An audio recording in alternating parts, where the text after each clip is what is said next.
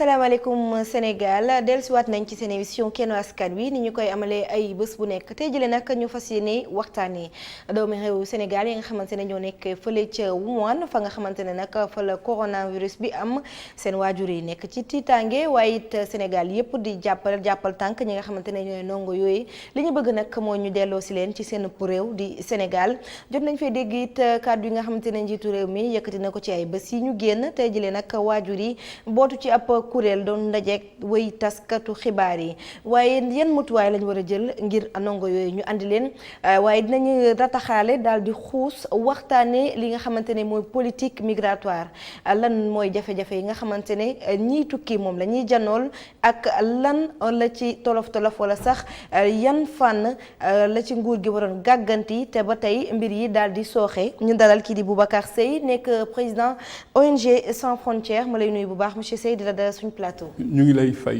di nuyu tous les téléspectateurs qui nous suivent aussi. mi ngoog ni ñu koy defee saa su nekk nag dañuy daal di ànd ak ki nga xamante ne mooy Omar Kane mu dellusiwaat ci ndajeek way taskatu xibaar bi nga xamante ne kuréel bi ëmb waajuru ndongo yi nekkee fële ca Wuhan tey jilee ñu ngi ko doon amal ñu daal di koy seetaan dellusiwaat. émotion bi feeñ ci kanam bi feeñ itam ci baat bi. li ñu bëgg tey moom mooy moom ci boppam mu wax ak xale yi loolu la ñu bëgg.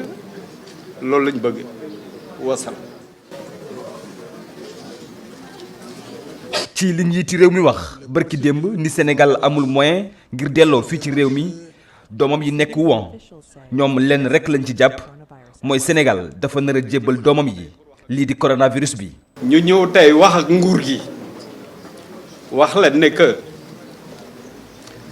sunuy doomu réew mee fa nekk du keneen ku dul ñun.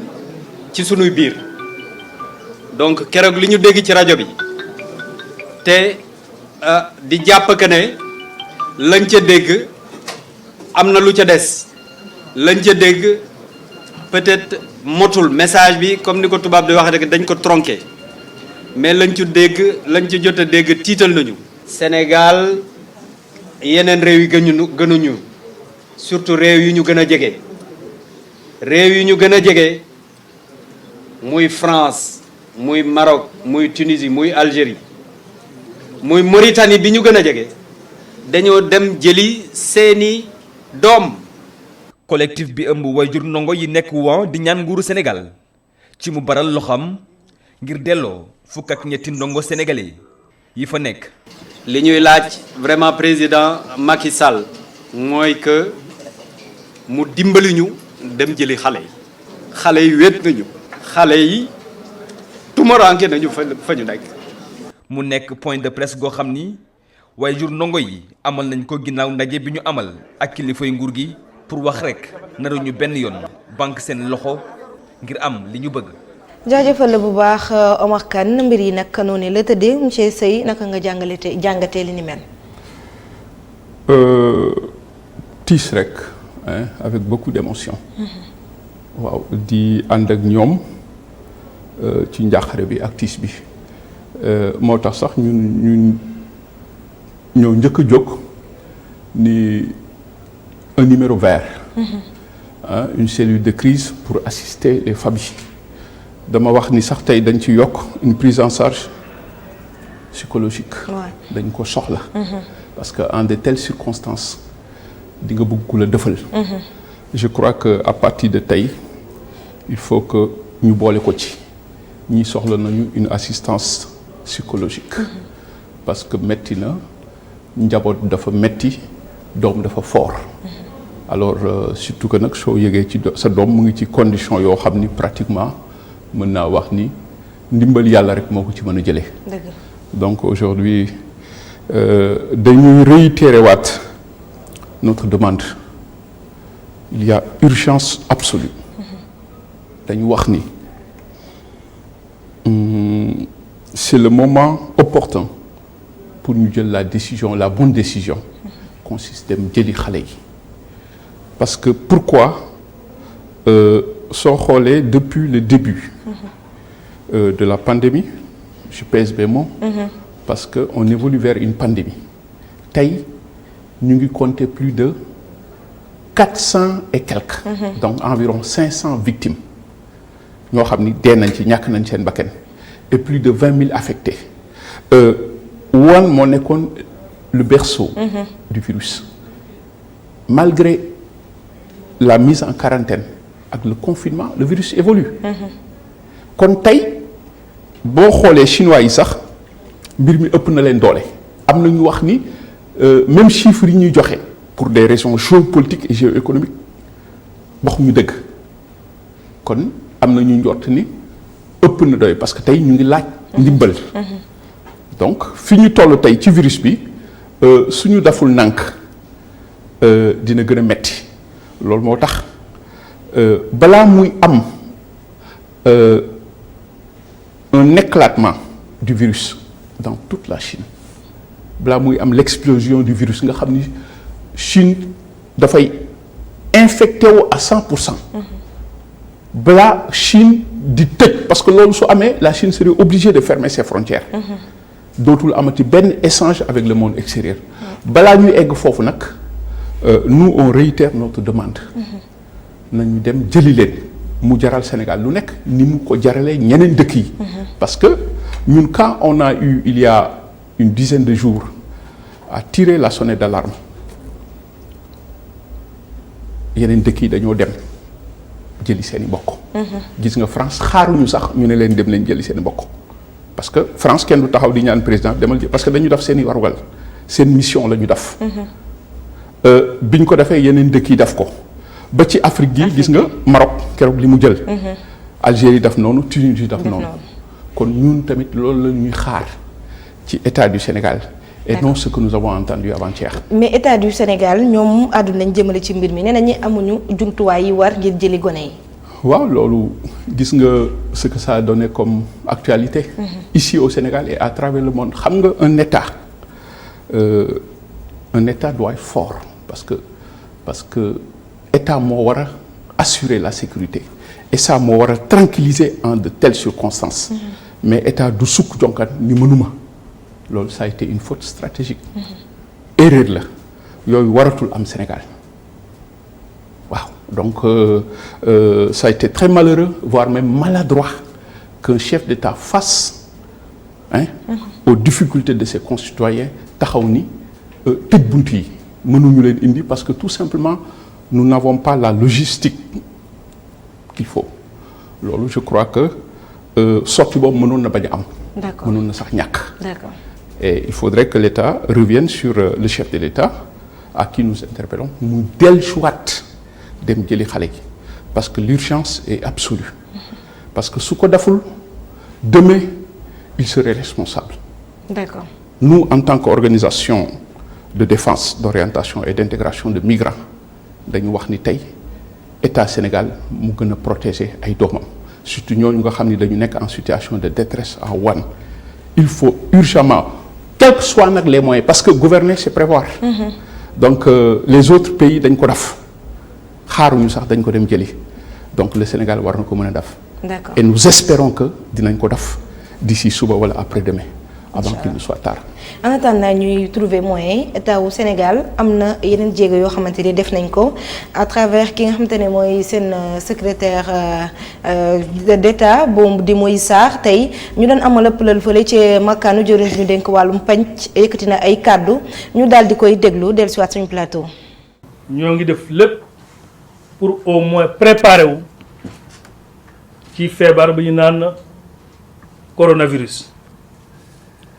C'est vrai disposition yi ngeen jël fii nii mën naa wax ne sax njiitu réew mi joxe na instruction bu yàgg pour suñu ministère muy ministère des affaires étrangères et des Sénégalais de l'extérieur parce que mbir baa ngi xew fee ci Chine et plus particulièrement ci ville bu ñu naan Wuhan. am nañ service boo xam ne muy service de gestion des étudiants sénégalais à l'étranger. di ko jiite également ñu ne ko comme ay xale lañ te ay étudiants lañ dañoo bëgg aussi ambassade dina xel di woote. mais yow aussi nga mën a entrer en contact avec ñoom di waxtaan ak ñoom di xool ci lu ñu nekk ambassade jël lu tollu ni 12 000 yuan jox ko xale yi njiitu réew mi effectivement jël décision bu am solo ne leen ku nekk ci ñoom dina ko jox $1000 pour ñu mën a jënd lu ñu lekk ak lu ñu naan parce que effectivement la loi de l'offre et de la demande bu demande bu ëppee rek prix yi dañu xaw a cher tuuti mais loolu naturellement permettre na leen effectivement ñu mën a am lu ñu lekk ak lu ñu naan.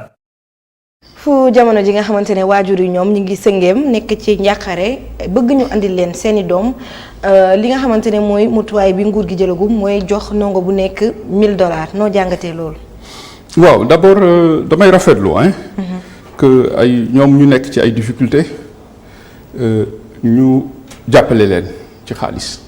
tout ça c'est bien mais c'est pas l'alternative d'urgence xam nga urgence bi ñoom wax nañ ko tey la ville de Wuhan dafa tëj complètement tey pour nga génn sax. $1000 yooyu pour nga utiliser ko pour s'approvisionner problème la kon tey je crois que cet argent là suñ deful nànk xëy na dañuy ñaan sax ñu utiliser ko Sénégal mais ñoom du loolu la ñu soxla ils ont été clairs li ñu soxla mooy ku ñu génne foofu kon dama jàpp ni suñ leen di jàppale ci loolu lañ leen war a jàppale ci li ñu bëgg. mais pas yónnee xaalis parce que l'urgence n'était pas à ce niveau am na sax ñu wax ni à travers des vidéos ñun yore nañ xaalis li ñu bëgg ñu génne ñu fi donc c'est ce qu'on attend du Sénégal. ndax yaakaaroon woon ni nguur gi bu yoroon xaalis bi bu yoroon nekkoon dans les dispositions pour mun leen jëli andi leen fii sans mu am benn conséquence. ci mais attendez. Gouverner c'est prévoir nous parlons xam nga tey ñun dañuy tiit quand on entend certaines déclarations. Ouais. parce que ñun ci immigré ay immigré lañ ci àll bi lañ nekk. donc ça veut dire qu'il y a beaucoup de failles dans la gestion de ce dossier donc ku am problème rek wét ci. vous avez vu les assassinats sénégalais yi ñu tëj léegi gis nga problème bi et nous ça nous inquiète de la part de l'État du Sénégal nit ñi dañu soxla assurance.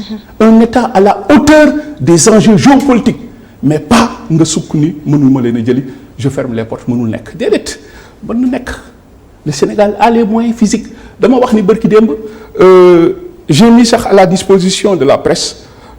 Un des plus grands virologues au monde il s'appelle El Hadj Seydou Baye c'est un Sénégalais il est aux États-Unis war nañ ko woo mu jox ñu des matuwaay parce que ñëpp dañ koy consulter tey ci àddina bi donc tey les moyens attendez peut-être l'essentiel est ailleurs peut-être c'est la volonté politique qui manque il faut de xam nga Sénégal nañ ko ñoo ko bokk nañu yërëm nit ñi regardez des parents qui versent des larmes donc dafa metti est-ce que vous comprenez donc vous avez vu des vidéos qui circulent ay nit ñuy ñaan dëmbal depuis combien de temps Horizon Sans Frontières parle mais kenn du ñu déglu kon tey suñu waxee amuñu moyen et pourtant il y a eu des moyens ailleurs xaalis dëkk bi ni xaaj daf ñuy jaral lu nekk. kon li manque de volonté politique. kese non mais écoutez lan mooy amuñu xaalis comment la France nan la def bu ñu wax ni bokkul nan la Maroc def.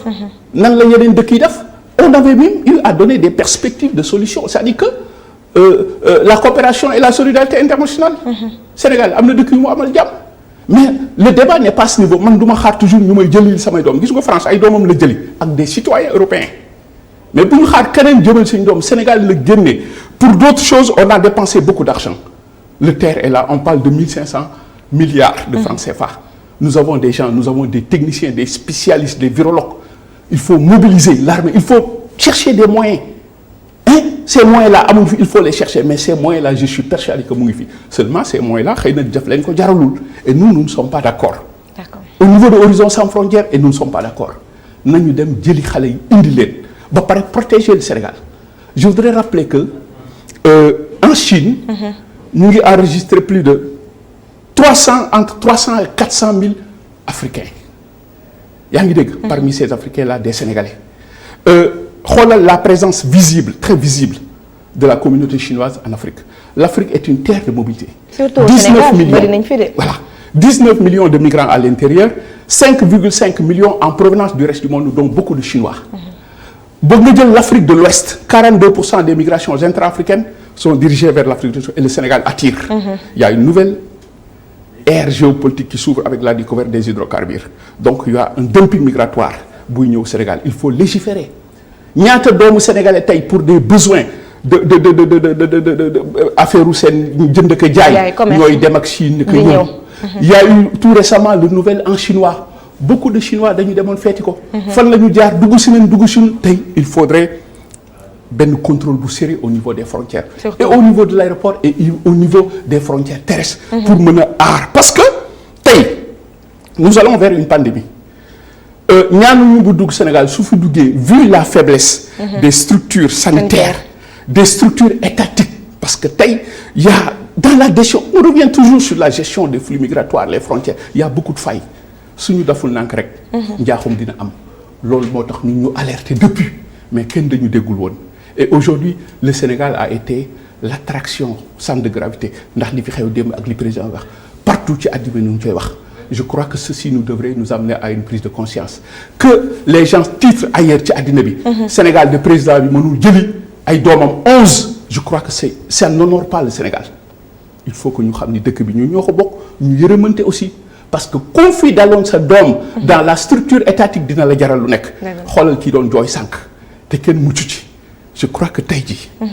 dañu war a nekk dans une phase de reconstruction dans ce pays là xoolaat mbir mi parce que il y a un problème. Parce que ce cas de coronavirus-là, c'est très important. C'est très, très excessivement grave. buñ ko fowee. buñ ko fowee parce que suñ ko fowee njaaxum lay indi ci dëkk bi.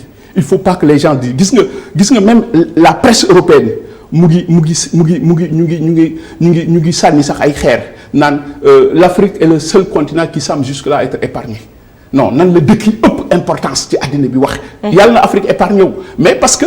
ces questions de malgouvernance qui poussent que en Afrique on communique dañuy niim rek. non dara amu fi tout est bien mais moi j'ai des spécialistes qui me disent que au niveau de l'aéroport et dama koy wax presque nañ dem xoolaat il paraît que c'est des gis nga yi ñu fi amoon pour Ebola moom c'est pas le même virus. c'est pas le même virus c'est-à-dire que c'est des dispositions là qui teg di wax à tous les niveaux il faut contrôler et pour preuve gis nga Guinée. nee na cas bi ñu am Sénégal la jógee. waaw mais on a vérifié. Voilà. Heureusement bi ñu defee analyse yeeg yooyu. voilà coronavirus. voilà mais comme fii la jógee donc nañ def attention. au niveau des frontières au niveau de partout il faut l'alerte générale parce que nag comme nee nañu amuñu doole ku amul doole da ngay fagaru da ngay def attention parce que y a un laxisme total aujourd'hui au niveau de la circulation transfrontière ku ne kay dugg ku ne génn. Sénégal gi nag ñun ñëpp ko bëggandoo kon nañ ko aarandoo. il faut que l'État prenne ses responsabilités d'abord. D'accord. Protéger ñu fi nekk jëli ñële mais après il faut les mettre en quarantaine. suivre leen. fu mu toll nii ban politique migratoire lañ war a teg. ngir jafe-jafe yii ni mel. bañ a amati. gis nga tey ñun le grand problème qu'on a c'est la protection. waay gis nga tey ñëwaat na tey parce que dans ce dossier là dañu wax le président de la République c'est lui moom mooy définir sa politique migratoire. il parle de Sénégal de l'extérieur ministère des Sénégal de l'extérieur qu'on a confié à la diplomatie sénégalaise. 98% des consuls sont politiques. Il faudrait tout revoir aujourd'hui. Ñooñu il cherche un grand politique. Le dossier est politisé. Ki ñu fi teg il fait des montages. Tout est OK. Ce cliché doit disparaître. Ce logiciel qui dit que tout est OK doit disparaître. Xam nga lan la ñu wax. Une bonne politique migratoire avec comme soubassement la protection. La défense et la protection des Sénégalais de l'extérieur. Sénégal de l'extérieur, le terme est caduc. Parce que le ministère ne prend pas en charge la migration dans sa diversité, sa complexité et sa transversalité. Sénégal de l'extérieur qu'on utilise comme gain politique. Woote jotee nga woteel ñu après ñu fàtte la. dossier bi jëlul le Sénégalais qui meurt dans l'enclave de Ceuta et Melilla. Dans le désert ki mu jël mooy ki dëkk Espagne ki dëkk France ak ki dëkk Italie parce que foofu la sol di waa migration waa Brésil amuñu dara amuñu consul waa Chine waa ñeneen ak ñeneen ñu ngi wax ñu tey waa Chine ngi wax. kon tey il faudrait ñu tabaxaat mooy lan. Une nouvelle cartographie de la diplomatie sénégalaise avec de nouvelles juridictions. Au niveau des consulats, d'accord, vous l'avez dit, c'est nit, mais il y a un problème de casting et de management. Parce que quand tu prends un consul, donc, 90% politique, un diplomate de carrière, il y a un problème. Dossier du Garion. Donc il faudrait acteurs pour la promotion du Made in Sénégal. C'est la diplomatie économique qu'il faut prévaloir gis nga suñ ko defee nee nañ immigré yi 1000 euros la ñu dugal ëpp na loolu mais suñ ko defee le Sénégal n'aura plus besoin de l'aide au développement loolu la Chine def loolu la Inde def tey jii Chine googu ñuy wax noonu. ñoom li ñu rapatrié en 2018 en matière de transfert de fonds c'était 61 milliards de dollars l'Inde la première position 80 milliards de dollars Sénégal occupe la 4e position en Afrique de l'Ouest tey suñ ko organisé.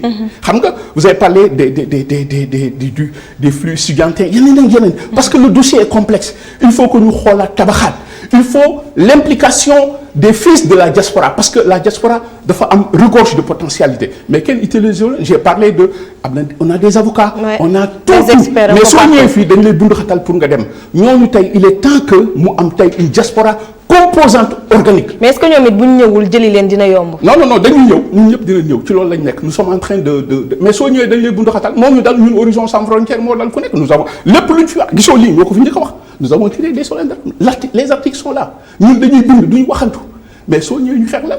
suñu defoon ay tey actuellement où est le numéro vert où est la cellule de crise ces parents là yu doon jooy. dañu soxla une assistance. une assistance. bu subaa nañ leen yóbbee ay psychologues. ñu waxtaan ak ñoom dalal seen xel ay psychosociologues yoo xam ni suñu woowee léegi ñu boole na ak état bi ñu dem assister nii teg un numéro vert dalal ñëpp. Sénégal xelam dal ñu jël ay matuwaay mais soo leen laajee tout est ok. à la limite même yow proposition yi ngay wax ni dañ koy jël comme étant un contre-pouvoir Sénégal kenn gënuñu ko bëgg ñun bëgg Sénégal moo ñu fi indi. pour ñu ànd liggéey Sénégal mettre tout le monde dans une dynamique de travail vous avez parlé tout à l'heure de politique migratoire le Sénégal entre dans une nouvelle ère géopolitique. hydrocarbures génn na fi donc foo gis loolu mu génn njaaxum dafay am coow dafay génn. l'expérience l'a démontré des études sociographiques l'ont démontré tey jii y aura un risque de dumping migratoire parce que ñëppay ñëw il faut que le Sénégal jël fu la légiférer pour que ces ressources-là puissent servir aux Sénégalais lutter contre l'extrême pauvreté facteur de propension à l'immigration clandestine bi nga xam ne moo àndee le peuple sénégalais ak yeneen yoo xam ne li ko indi dans une démarche participative et inclusive ñu teg des solutions. D'accord. Créer une révolution épistémologique socio-culturelle pour nit ñi xam seen bopp. xam ne ay doomu Sénégal ñoo mën a tabax Sénégal ñoo mën a liggéey Sénégal ñu impliquer leen comme vecteur dans le processus socio-économique du Sénégal suñ ko defee yokkute lay nekk Sénégal suñ ko deful nag yii lay indi ay njaaxum des failles dans la gestion du dossier un dossier politisé. Et il est temps qu'on fasse taire les intérêts irrationnels et leur instrumentalisation politique parce que ce dossier-là pose des problématiques de paix de sécurité d'intégrité et de dignité humaine nañu yërëm doomu aadama yi gis nga dëkk bi yëpp c'est en ébullition nappkat yi sonn nañu. on a bradé. La zone économique exclusive a été bradée.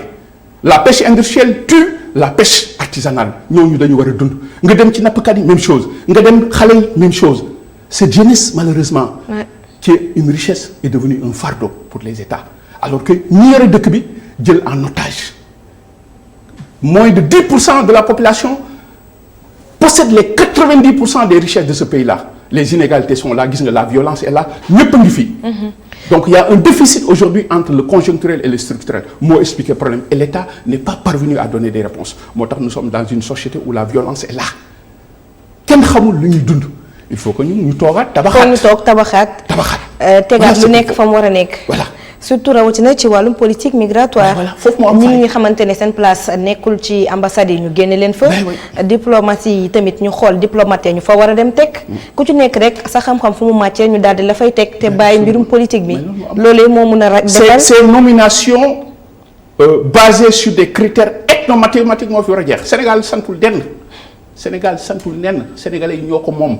D'accord.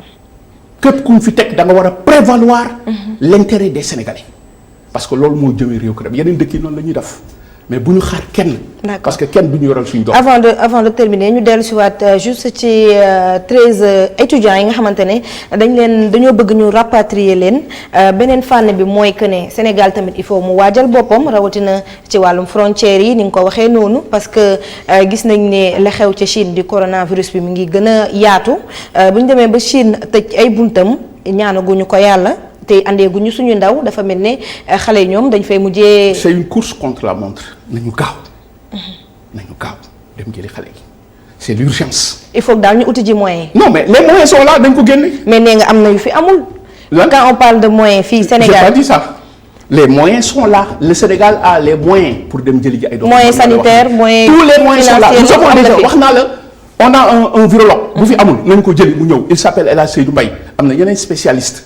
l'argent est là nañu jëli xale yi avec tous les moyens les kon lépp daal li nga xamante ne moom lañ soxla pour jëli xale yi am nañ fi. nguur gi moo bañ a jëli xale yi xam nga lan moo des la volonté politique il faut qu'on se dise la vérité xoolal kii jooy sànq mënoon na daal ku nekk bu ñu dugal réew bi dans cette logique là déedéet lu ñu wax ñu ne amuñu les gens prospèrent ici avec des milliards. soo duggee Sénégal vous voyez les inégalités.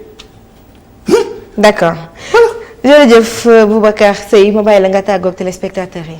voilà di leen remercier vous félicite di leen remercier ci invitation bi di nuyu waa kër gi parce que am naa fi ay xarit. dëgg la Mamadou sama xarit la Alassane yàgg na ma jël alors di ñaan vraiment yàlla dafa leen jàmm. daf jàmm aussi ci Sénégal. allahumma amiin ba yàlla na xale yi dellu si. amiin amiin alors cette épidémie là yàlla nañ ko vaincre. waxuma sax fii ci Sénégal mais ci àddina bi yëpp. ba nga xam ni nit ñi dinañ mën a nekk ci jàmm pour la paix la sécurité en vue d'un développement humain durable. jërëjëf mbokk yi mi ngoog mu nekkoon Boubacar Seye nekk président ONG Sans Frontières ñu doon waxtaanee nag ci mbirum doomi réewu Sénégal yi nga xamante ne ñoo nekk jamono ji fële ca Wuhan li ñu bëgg nag mooy ñu delloo si leen ci réew mi dégg ngeen sànq yuuxu bi nga xamante ne seen i waajur def nañ ko dañoo bëgg a gisaat seen i doom moo tax nag ñuy tàllal loxo gouvernement wu Sénégal jaajëfal leen bu baax ci teewlu bi jërë ngeen jëf mbokk yi.